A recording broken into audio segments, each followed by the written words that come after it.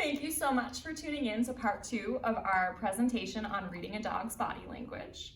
If you haven't already checked out part 1 of our series, please be sure to tune into that for some advice and pointers on telling when a dog is relaxed or content versus excited or attentive.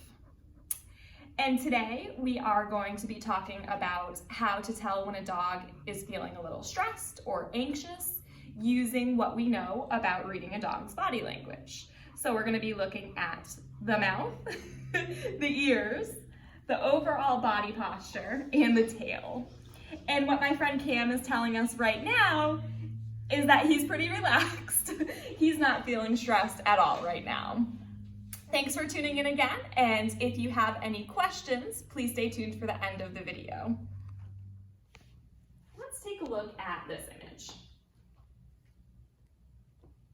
Think about what you can tell from this dog by looking at his face, his eyes, his body posture, and his tail. So what you might notice, starting up at the dog's face, is that you can see a little bit of the whites of this dog's eyes. We refer to that as whale eye. Usually a happy dog, you can't see all of the whites there, like in this case. It also looks like the dog is looking backwards to his handler, probably feeling like he's relying on his handler to tell him what to do next. His body looks a little bit more rigid than in our content dog picture. The tail is stiff and being held out. And the really big giveaway here is that this dog is lifting his paw up slightly. So this doesn't mean that he wants to shake, especially when we combine this with all of our other body language that the dog is giving off. We have pinned ears, we have that whale eye, a stiff body and a lifted paw. That indicates that this dog wants some space. He's using his paw, lifting it up as a message saying, please leave me alone. He's being polite about it at this point, but it's not safe to approach a dog when you see this kind of body language.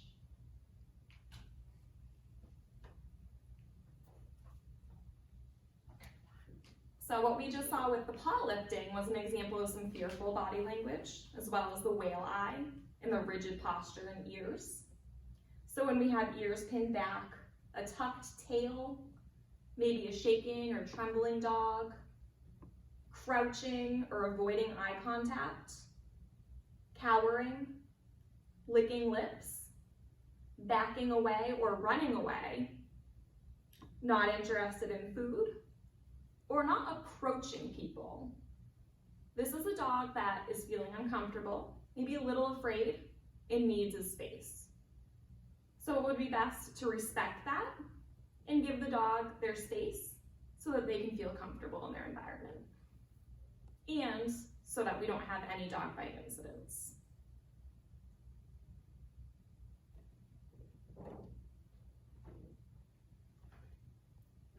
So these next ones are really important. Hugging is something that people love to do.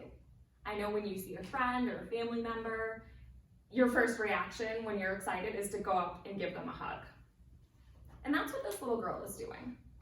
So it looks like she's hugging her dog and she's very happy.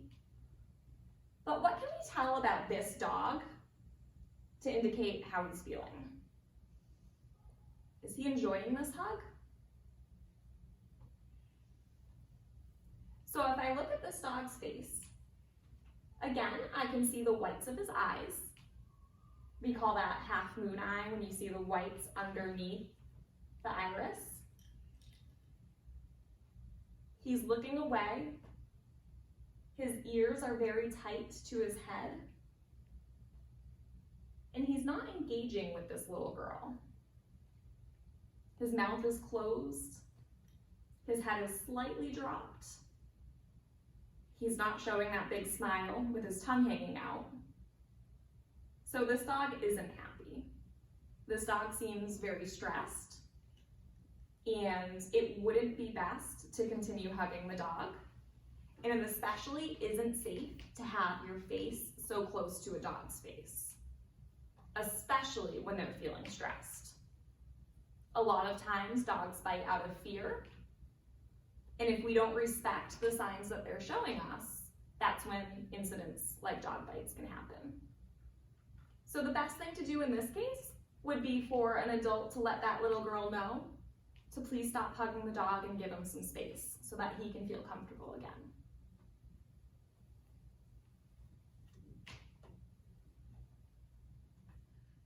So looking at this photo, what we see is a dog yawning. And you or I might yawn when we're bored or when we're tired, but oftentimes if a dog yawns repeatedly, it means that he's stressed, not necessarily that he's tired or he's bored. So be on the lookout for a dog who yawns excessively. So if he yawns a lot in a very short period of time, he's probably telling you that he's a little stressed out and he doesn't want to be approached. And especially if we combine that yawn with the rest of this dog's body language, we can see the whites of his eyes. We can see his mouth open so wide in that yawn, his teeth are showing. His ears look pinned back, tight against his face.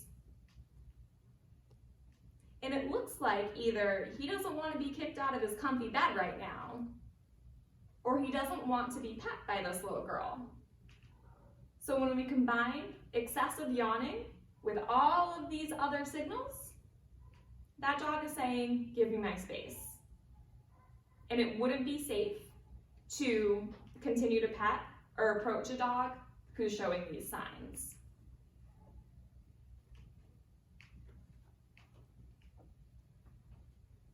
So, with our dog being hugged and our dog yawning, we looked at some anxious or stressed out body behavior.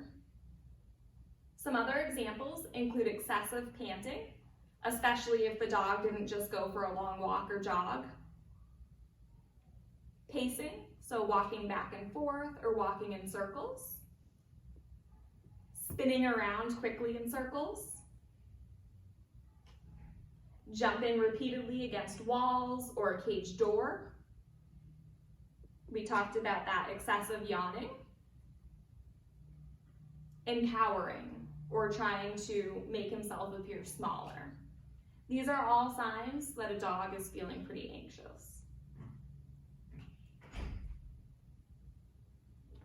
Thanks again for tuning in to part 2 of our presentation on reading a dog's body language. If you have any questions about our presentation or about our buddy Kamm or any of our other adoptable pets, please check out the below links on this page, or feel free to email us or check out our website with more information on all of our adoptable pets. We hope you learned a little bit about how to communicate with dogs and read their body language. And be sure to tune in to our 3rd part of this presentation about how to tell when a dog is aggressive. Thanks so much. Kamm and I hope you have a great day.